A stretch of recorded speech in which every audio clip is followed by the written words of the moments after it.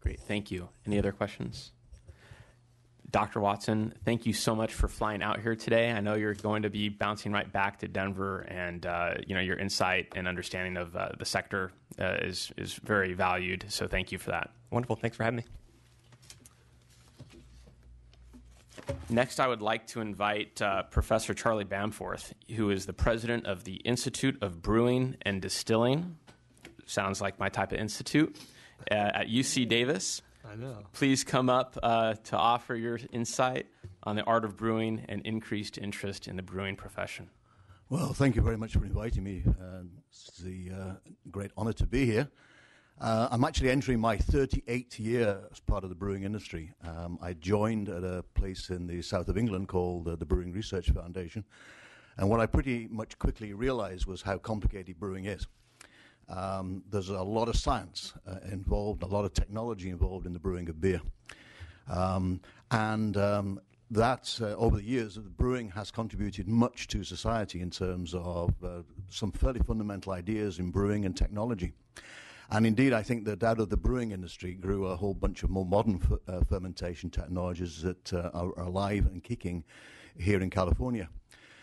So when they wanted a new professor of brewing at UC Davis back in 1999, they wanted somebody who had got a long history of doing research, somebody who had got an academic presence, which I did as an adjunct professor in Scotland, but also somebody who had been in the industry, which I was. I was for many years with the Bass Brewing Company, which is a fairly famous imported brand into the US, or actually these days brewed in New York State. I think that one or two people at Davis still think that brewing is tantamount to driving a tractor or something, but it's not. It's very, very complex stuff. And successful brewers need to understand the very, very complex path that goes all the way from barley and hops and the other raw materials right the way through to beer. And we are the right people to teach that here at UC Davis because we've been there. We've been on the night shift. We understand. There are now probably about 25 to 30 different organizations, different universities and colleges across the nation who want to teach brewing. And I like to say that, they're for the most part one chapter ahead of the student in the textbook. And we wrote the textbook. So we're very proud of UC Davis that is really the center of brewing education excellence in North America. And brewing was first taught at Davis in 1958. In that year, there was a donation of a brewery from the Lucky Lager Brewing Company in San Francisco. They actually gave a small brewery, which is still there as a museum piece on campus, and also support from the Master Brewers Association of the Americas. It was first of all offered to Madison, Wisconsin, and they turned it down. And happily, the University of California said, yes, come along here because we've got a long history of working on grapes and wine, and we want to work on beer as well. So beer and brewing have been taught at UC Davis since 1958.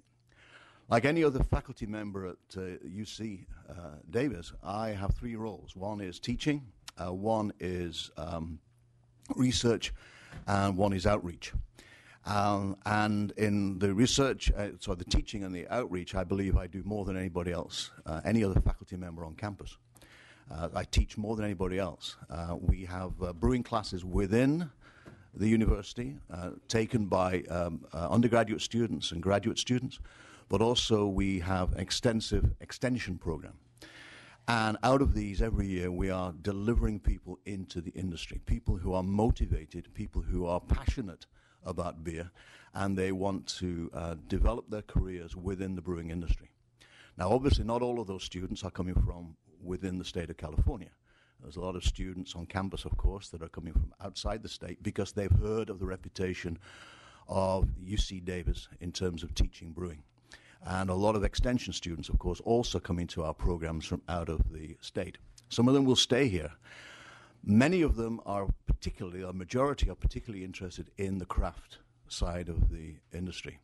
We develop the students for companies large and small.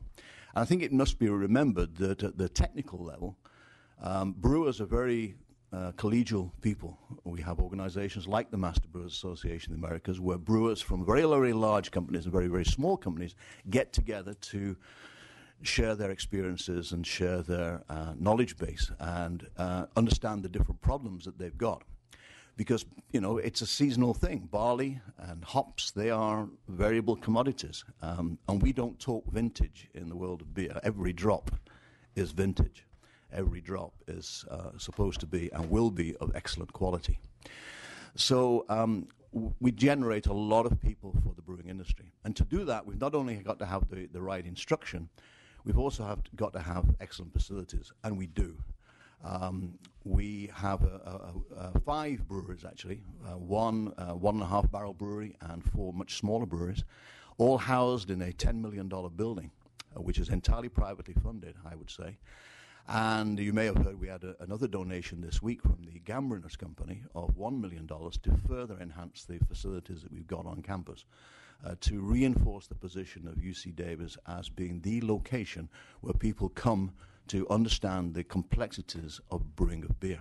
In terms of outreach, I'm out and about every week spreading the good word about beer. And why not? Because beer is a very important, and for the longest time, has been a substantial and important part of society. And I think it's so important both with the students on campus, but also outside the university, to spread the messages of responsibility and the fact that the brewing industry and beer is a real force for good, as long as it's not abused. And there will be people who abuse it. But if the students at UC Davis want to hear about responsible drinking, I think it's far more effective hearing that coming from me than from somebody who may be perceived as having alternative access to grind. So we have the most popular class at UC Davis, I'm proud to say, which reaches more than 1,400 students every year. Previously, the most popular class was on sex, so beer is now officially more interesting. And we have upper division classes which address the complexity of brewing, and indeed practical brewing classes where the winning student can get to brew their beer in one of the craft brewers, in this case our brewery in Davis, the Sudwork Brewery. And on that big class, we're delighted to welcome always guest speakers from the industry. So you've heard a lot about Ken Grossman. Ken Grossman has got, I would say, without a question of a doubt, the most beautiful brewery in the world. Actually, he's got 2 of them now because he's built a new one on the east of the country as well. And that speaks, you talked about tourism. Who would not want to go to Sierra Nevada to view that beautiful facility? We have people like Vinny Chilezo comes along and talks to the students as well. So they hear and they get to interact with these icons of the brewing industry. Fritz Maytag, over the years, has been a regular visitor as well. Research, obviously, we have to do a lot of high-quality research. As a UC faculty member, that is the number one thing on which I'm actually judged. And we do a lot of work on the quality of beer, but also on the wholesomeness, the health and wholesomeness of beer. And though it's not the right venue to do this, I can give you a good argument for why beer is the most healthful of all adult beverages. Well, so a lot of my focus is on the healthfulness of beer when consumed in moderation. And as a legitimate aspect of the diet, when treated responsibly, it has got nutritional value, and it does have many of the same benefits, all of the same benefits that are claimed for wine as well. So we cover the whole territory, and it is not simple science. To actually do a brewing class, you have to understand a lot of fundamental science and technology. And so what is so important for a successful craft brewer is they do understand the complexity of this. The ones that will succeed and the ones that are thriving are the ones that really understand quality and the ones that really understand the complexity of the process and how to achieve excellence time after time after time. And of course, they are dealing with variable raw materials. One of the issues that I would draw attention to is the fact that most of the basic raw materials for brewing are coming from out of state. If you compare with how much hops is grown in Washington State, there are around 25,000 acres. Here in California, we're about 80. And of course, Sacramento historically was a very important region for the growing of hops. It's coming again, but of course it is still comparatively low. And in terms of malt, the vast majority comes in either from Canada or from other states. And so the amounts of barley that are grown here in California, of course, very, very small as well. And to do these things, to successfully malt barley and to market and produce and sell hops, you do need considerable investment as well. And that will continue, I think, be to a slight stumbling block for people who wish to actually use primarily locally grown raw materials, which, of course, is very important. One of the things about barley, of course, is it involves, and hops, a lot of water to grow them. People worry about how much water, of course, and for obvious reasons in the state at the moment, about the amount of water that is used in the brewing of beer. A very, very well-run operation will be around 3 barrels of water for every barrel of beer. But it takes 40 times more water to actually cultivate the barley than is actually used in the brewery. So there's a lot more water used in the cultivation of barley and the malting of that barley and the cultivation of hops than is actually used in a well-run brewery here in California.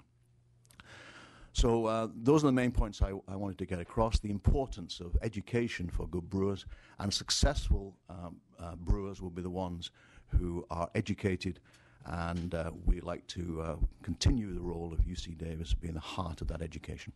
Thank you. Thank you, Dr. Bamforth. And so I had a question about the hops, and I'm not sure if Dr. Watson might be able to lend some insight on that.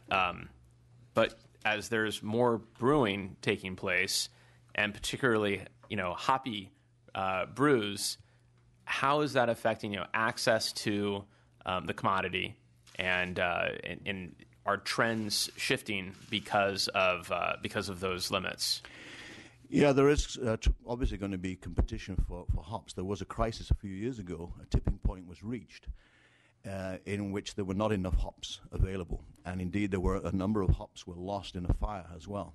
And so people were scrambling to get hops, and the price of hops escalated dramatically in a very short space of time. That has eased now, but there will continue to be a pressure. It's not only the availability of hops and the amount that's used, although I think there may be a trend possibly to newer beers that perhaps are a little bit less intensely hoppy than they've got to. The other issue, of course, is people's passion to use fresh hops. Hops, of course, harvested in the fall. And there are many brewers, and Ken Grossman will be a doyen of this, who really want to use fresh hops. But if you want to store them, you've got to dry them. So if there was an availability, a greater availability of local hops, that would appeal to many people in terms of the use of fresh hops at certain times of the year. And of course, the other issue with moving things from out of state is when we address environmental issues and the actual environmental aspects of delivering and transporting raw materials over vast distances.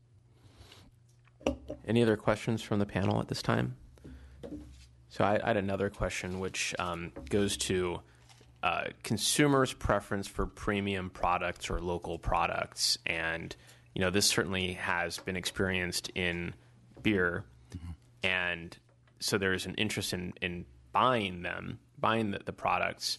But there's also this has been matched by people's interest in becoming makers of these products, which, Absolutely. You educate them. Can you talk a little bit about, where this interest is coming from, and how we support that? I think it's self-generating in that people are interested in beers, and the interesting beers that they're sampling and tasting, and equally interested in thinking, well, I wonder if I could do that. And there's a lot of growth in the home brewing. I mean, you heard Dr. Watson talking about the Home Brewers Association. A lot of people are interested in that, and then they develop, and they get bigger and bigger and bigger at home. And hopefully they live with people who understand this habit that they've got of expanding to bigger and bigger parts of the establishment. But then they think, well, we can, perhaps I could actually make this a career, make it a profession. If you look back to the earlier pioneers like Ken Grossman, he was brewing at home from a remarkably early age, if you read his book, and then when it became possible, he actually emerged and actually made it into a career. And it's a tough road to hoe as well, a tough lane to hoe, because it's a challenge to actually succeed. The ones that will succeed are the ones that understand how to do it and how to do it consistently well. And I think that is where the education comes in. I teach 4 one-week classes every year, practical brewing classes, divided between the classroom and the small-scale breweries. And every time, the majority of people there are home brewers. They want they don't want to do it with a kit anymore. They want to do it with whole grain, and they want to bring in the hops, and they want to do it properly. And they're passionate, and they're thirsty for information. And but that information has got to be the right information. So I think that's the strength we've got, is that we know we've been there. We've got a long track record of being part of the industry and understanding what is needed. And that is so important. There are other universities that want to start teaching brewing, but they're not got the same expertise, should we say. First, I see that you are a writer. I like the article entitled "Beer is Proof God Loves Us, Reaching for the Soul of Beer and Brewing."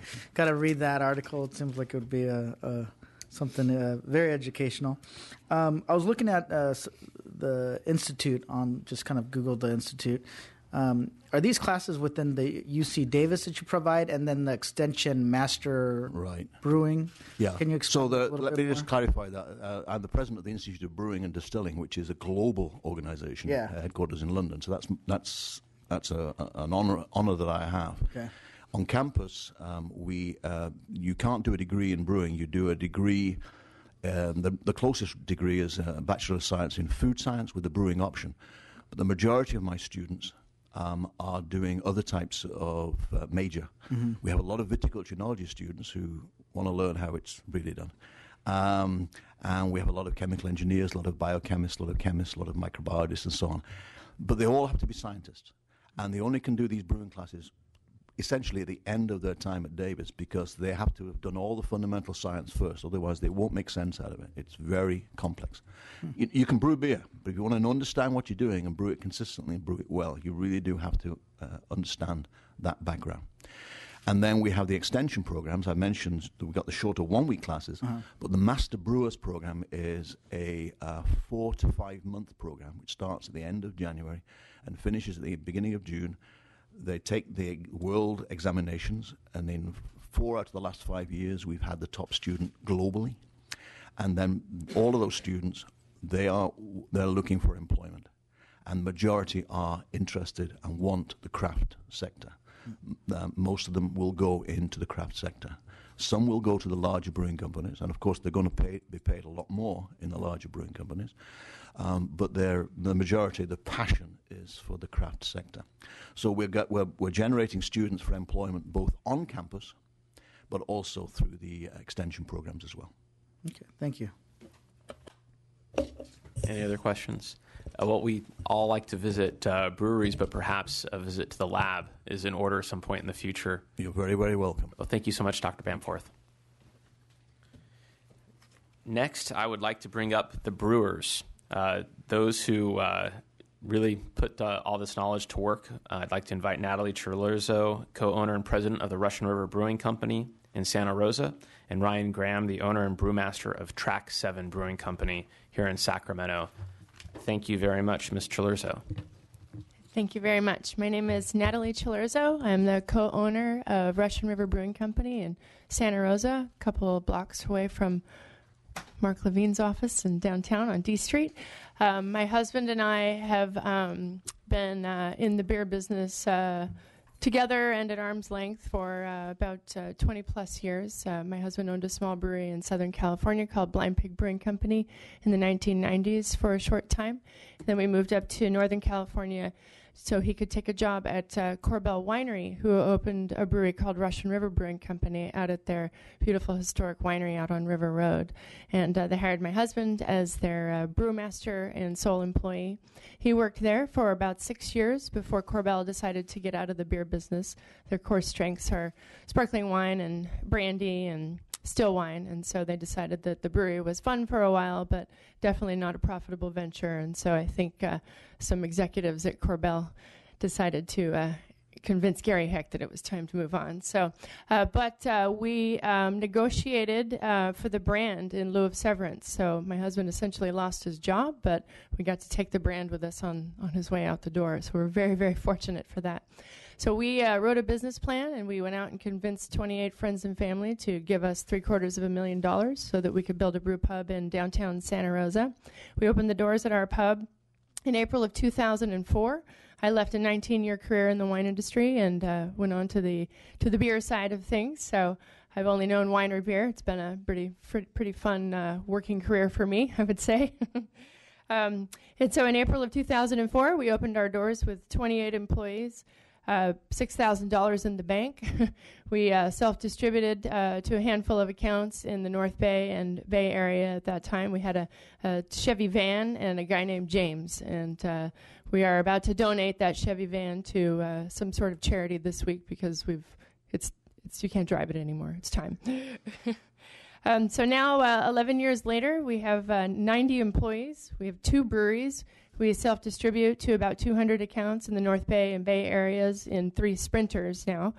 And we also have 5 wholesalers in 4 different states.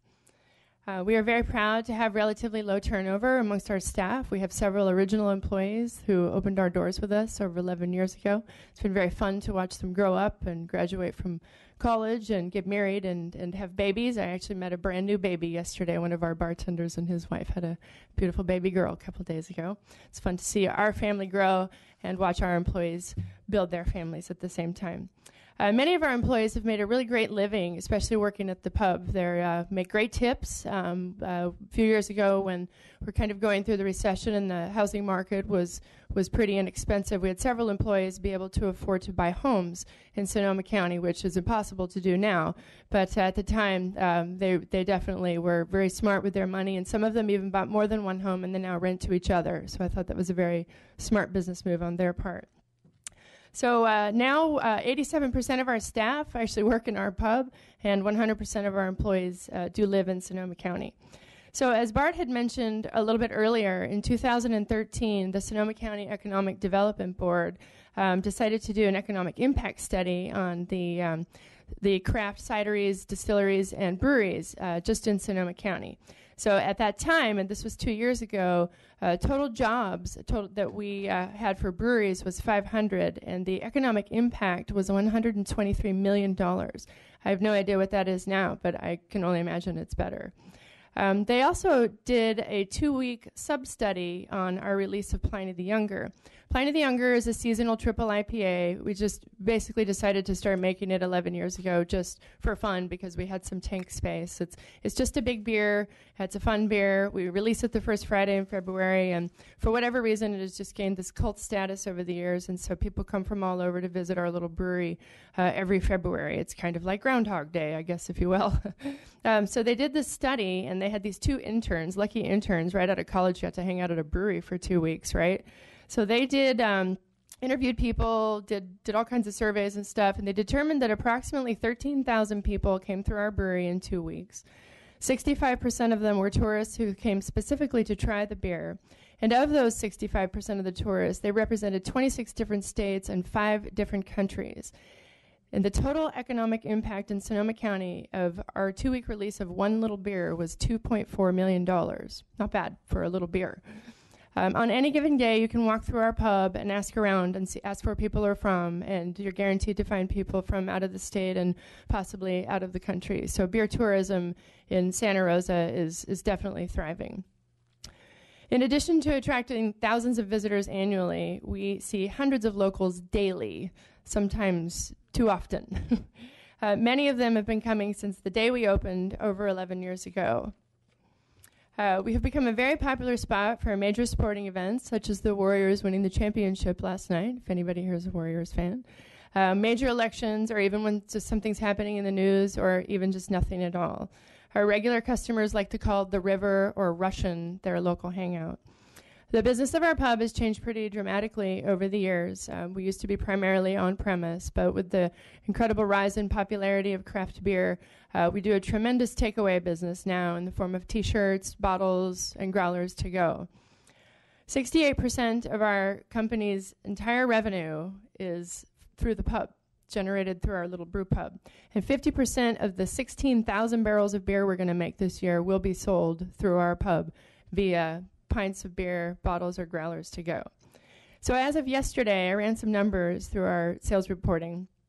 We poured over 10,000 sampler trays, which, by the way, I don't know if you know this, but our sampler set is actually the 7th most posted food and beverage related picture on Instagram. That's pretty cool. We've also filled over 27,000 growlers, and we've served nearly 73,000 pints of Pliny the Elder to over 180,000 guests, and that's just halfway through June. So thank you very much for your time today and for allowing all of us to present our passion and our interest in craft brewing and the industry here in California. I don't know if anybody has any questions for me now, or if you want to listen to Ryan first. Let's listen to let's take Mr. Graham's testimony, and then we'll ask both of you guys questions. Though I love hearing that story. Mr. Graham, please. Thank you, Mr. Chair and members of this committee. I appreciate you taking the time out of your busy schedules to hear our side of the craft beer small business story in California. It's always fun, and I sit here kind of sitting next to Natalie because Natalie's their story is amazing.